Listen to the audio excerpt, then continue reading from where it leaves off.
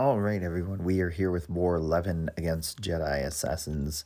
Today I'll be taking in Mortal Abomination, Doctor Doom, and White Magneto. I've got Path 5 in Section 1 and Path 8 in Section 2.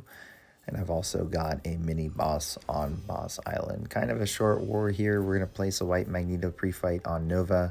We're actually going to use White Magneto here over Doom just to kind of avoid the fight taking longer with the unblockable specials and whatnot. And yes, you could just spam special 3, but another benefit here is if you needed an additional White Magneto pre-fight, we'd get one picking or taking Nova here. So White Magneto pre-fight bypasses the debuff immunity since it is a passive and not a debuff.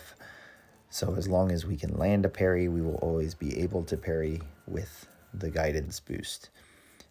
Game plan here was to get about 3 of the heavy prowesses at least before throwing a special 2, and doing so while Ebb and Flow knockdown is down. So you can see there, very bad start.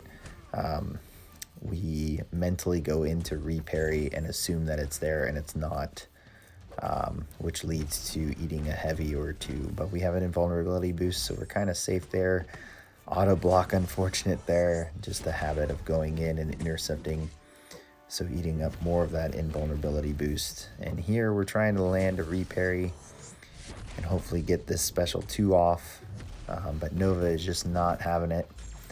So we finally get it there, and now I'm going to try and dash back and throw a special 2, and he decides to throw a special 1 into my block, almost as if the AI knows what's going on, and then he just acts so passive right there that we decide to actually throw a special 3, since that's where we get pushed while the knockdown window is down. So now we're going to try that same game plan. Hopefully it works out a bit more. Dexing that special 2 there, no problem.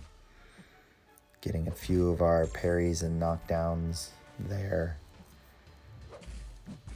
And Nova's lately been doing this, and there's a special 2, thankfully, with Ebb and Flow knockdown. Nova's been doing this thing where he kind of dashes back, and again, just getting clipped, and taunts you without throwing block up. And when you go to kind of try and hit into his block to get him not to be passive, he decides to light attack intercept you. So I think that happens once during this fight, but overall still a pretty safe fight. We get out and we get the job done. Moving on to Mojo here. This is kind of like a, I don't want to say, this is a very good matchup that isn't thought of much. Now, normally, Immortal Abomination, when he's brought in for Ebb and Flow knockdown and he's kind of looked over with the Defiance Global, it's usually the node I just took Nova on, or the one after this, node 19. And this one's a bit easier, especially for a Mojo. For all 3 nodes, you're going to play them as if you don't need to knock them down. And what you'll do is basic combat strategy, just building to special 3, baiting out special attacks, and then making sure that the defender is pretty low on power. And there I was going to throw a heavy. And when they are, knock them down, then throw the special 3. And with the Fury bonus here, the Acid Burn is just going to melt them. Now, if you play Mortal Abomination the normal way, you're going to lose debuffs every time Ebb and Flow knockdown comes up. Here, the Acid Burn is a passive, and not a soul is immune to the Acid Burn. And you see the large chunk of health that goes there. So even if a Dragon Man was here, we would we would have the Acid Burn, and it would have the same effect. And once you've done it once, you just do it again.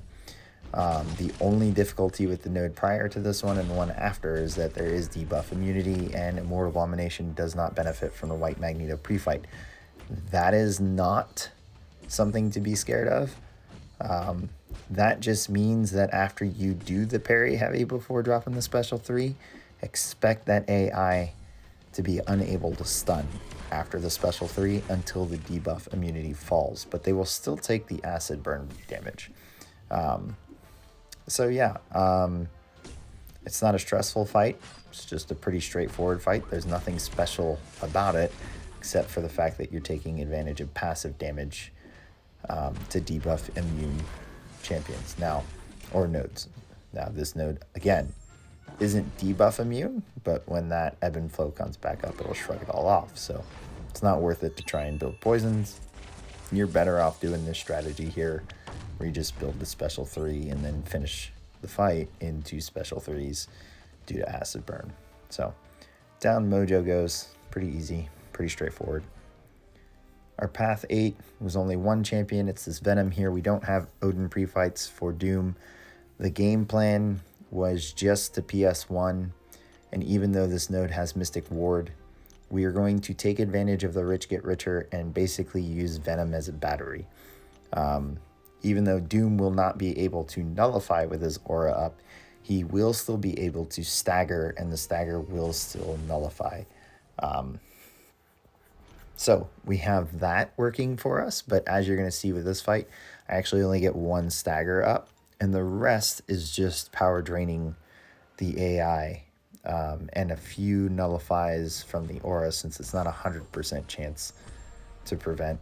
And it's just using Venom as a battery. So this first stagger is actually going to take out a bunch of buffs. That's going to put us at winning the power gain race, as far as we have more power than Venom. And then once we get the special 3 here, it's somewhat of a modified Doom cycle. You're not going to go through the same combo you usually do, since we have Mystic boosts and we have the aura up. We're just going to come out of this probably medium, and then throwing a bunch of light attacks. And then there, since his power is so high, I decide to throw the special 1 before we get pushed to special 2. That gives us a great amount of power. That puts us close to another special 3. And now we're throwing a special 3 with the double fury up. So you're just treating Venom as a battery. And then the combo, or the one hit after that special 3, ends it. And then from there, we switch from a PS1 to an invulnerability boost. We're going to take Hulkling on Conflictor. Now, Hulkling is immune to Power Steal, Power Drain, and all that. So we're not using Doom for that benefit. We're using Doom for a couple of reasons. One, he's a tank, so he can take a beating. 2, he is a Mystic, so Mystic Dispersion is going to help him greatly, especially with the F-ton of buffs that Hulkling builds. And 2, Hulkling is shock immune.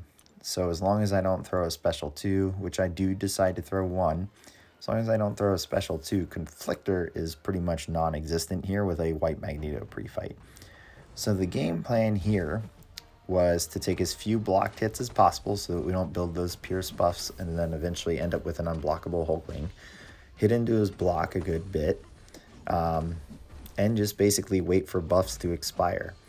And when they're expired and we have a special 3, we are going to make sure his invulnerability boost, or his indestructible buff, isn't active and he's low on power, and we'll drop it.